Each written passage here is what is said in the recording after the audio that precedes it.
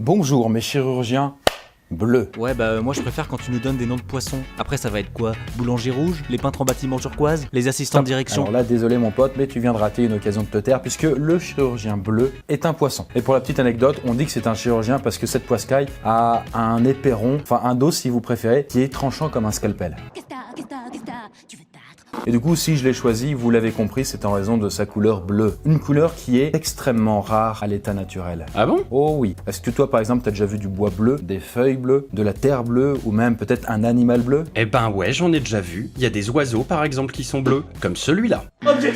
Eh bien non, parce que même les quelques rares animaux qui ont l'air bleus ne le sont en fait en réalité pas du tout. C'est une illusion. On vous a menti! C'est faux! Et d'ailleurs, en parlant de bleu sur Poisson Fécond TV, il y a un documentaire qui dévoile l'histoire de la plus ancienne cité engloutie de l'âge de pierre. C'est le mystère d'Atliam. Et un autre documentaire en 3 épisodes expose les particularités de certains animaux, comme ceux qui ont des sortes de super pouvoirs, des super sens ou des super organismes, et comment ils nous ont inspirés pour créer nos inventions. Si ça vous intéresse, c'est sur Poisson Fécond TV, et avec le code SARDINE, l'abonnement est à 2,99€ pendant tout l'été. Tout ça, c'est chouette. Du coup, il faut en profiter. Alors la vraie question est pourquoi le bleu est beaucoup plus rare qu'on ne le pense dans la nature? Eh bien c'est ce que nous allons voir en 360 secondes. Alors il faut le savoir, le bleu est la couleur la plus aimée dans le monde et ça on le sait depuis qu'une étude a été menée par un certain Haji Henseng. Donc une revanche plutôt belle de la part d'une couleur à laquelle on s'intéressait même pas il y a encore quelques millénaires. Et pour cause, on n'en croisait à peu près nulle part, à tel point que le mot bleu n'existait pas dans la plupart des langues anciennes, comme par exemple le grec, l'hébreu ou le chinois. Et les quelques rares fois où vous verrez du bleu naturel, par exemple dans le monde animal, eh bien c'est de la triche. Alors oui, je sais que c'est difficile à entendre, mais on vous ment. Alors pour toi il est pas bleu, ce papillon morpho.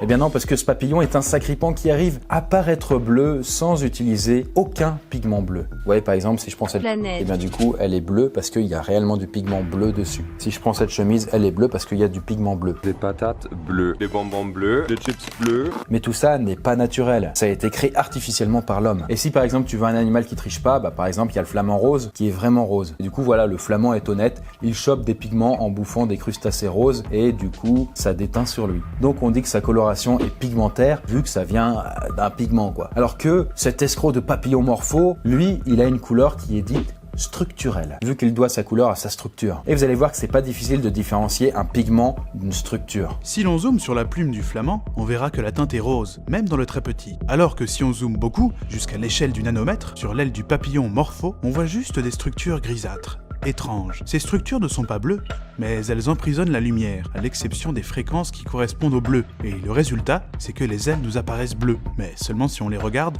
pas de trop près. Mais bon, évidemment, on n'a pas toujours l'occasion de zoomer au microscope sur les ailes de tous les papillons qu'on croise. Mais heureusement, il y a un autre moyen de reconnaître le faux bleu. Et c'est de verser tout simplement de l'alcool sur l'aile du papillon. En faisant ça, alors déjà c'est pas sympa, mais ça va remplir les microstructures de liquide et ça va enrayer le mécanisme. Du coup, il y aura plus les fréquences emprisonnées et l'aile deviendra terne. Alors on fait moins le malin, le papillon de contrefaçon. Complètement, ouais. Le masque finit toujours par tomber. Les masques tombent. La machination, elle est maintenant aux yeux de tous les Français. Tout ça pour vous dire que les animaux qu'on croit bleus, qu'on voit bleus, ne le sont en réalité pas vraiment. Même la queue du paon? Et ouais, imposture. Le scarabée? Imposture. Les oiseaux bleus? Imposture. Attends Chris, si le bleu est si rare dans le monde animal, tes yeux bleus c'est bien un pigment bleu, rassure-nous. Mes yeux, bon, tu sais, mes yeux ils tirent un peu vers le gris, donc bon, est-ce que c'est vraiment du bleu? Un gris qui tire pas mal sur le bleu, t'aurais pas quelque chose à avouer. Bon, ok, d'accord. Le bleu de mon iris est lui aussi structurel. Oui, c'est vrai. N'empêche, je suis pas le seul dans ce cas, puisqu'il y a 8% de la population mondiale qui a les yeux bleus, et ce n'est lié à un pigment chez personne. C'est toujours lié à la structure. D'ailleurs, c'est une couleur d'œil récente pour l'humanité, puisque tous les yeux bleus du monde descendent d'un même ancêtre commun qui aurait apparemment vécu en Espagne il y a à peu près 7000 ans. Donc si vous voulez rendre des comptes à quelqu'un, adressez-vous à Miguel. Alors ouais, je suppose que notre ancêtre commun devait s'appeler comme ça, quoi. Bienvenido, me llamo Señor Puel. Enfin, tout ça pour dire que le pigment bleu est quasiment introuvable dans la nature. Au-delà des animaux, il y a quand même beaucoup de bleu dans notre environnement, il y a qu'à regarder le ciel. Alors oui, le ciel est parfois bleu, sauf quand il y a des nuages, quand il pleut, quand il neige, quand il y a du brouillard ou même la nuit. D'ailleurs, est-ce que vous saviez qu'il existe un classement des ciels les plus bleus du monde et le champion en titre est le Brésil. Et le grand perdant, avec le ciel le moins bleu au monde, c'est la Cornouaille en Angleterre. Bref, on associe aujourd'hui le ciel à la teinte bleue, mais en réalité, quand même, il est souvent en nuances de gris. Et l'eau dans tout ça? Bah, l'eau, elle n'est pas bleue en fait. Elle paraît bleue car elle absorbe toutes les autres couleurs que le bleu. En tout cas dans l'océan et sans pollution. Car la plupart du temps, elle est transparente, grisâtre ou même verte. Ouais, je sais pas, on vit pas tous aux Maldives quoi. Et c'est d'ailleurs pour ça que sur pas mal de vieilles cartes, on peut retrouver une eau qui était représentée en vert. Bref, le bleu a longtemps été rare et du coup, on s'en foutait en fait. S'il y a plusieurs millénaires, t'étais venu parler du bleu, c'est comme le puriste d'aujourd'hui qui dit Non, c'est pas rouge, c'est vermillon d'abord, et puis c'est pas marron, c'est terre de sienne. voilà, le bleu c'était Osef. Et d'ailleurs pour le vérifier, il suffit d'ouvrir un ancien livre comme par exemple l'Odyssée d'Homère, où la couleur noire est mentionnée 200 fois, le blanc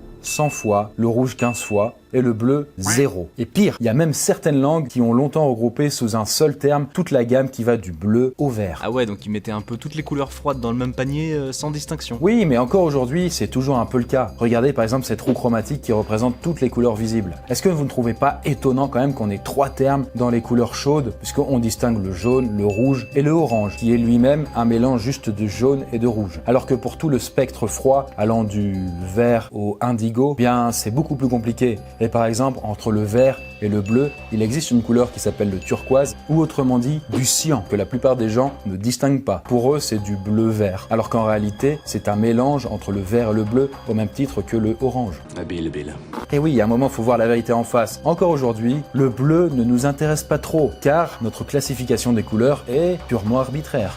Selon certaines hypothèses, l'humanité a prioritairement appris à nommer et distinguer les nuances qu'il était indispensable de différencier, comme le rouge et le jaune.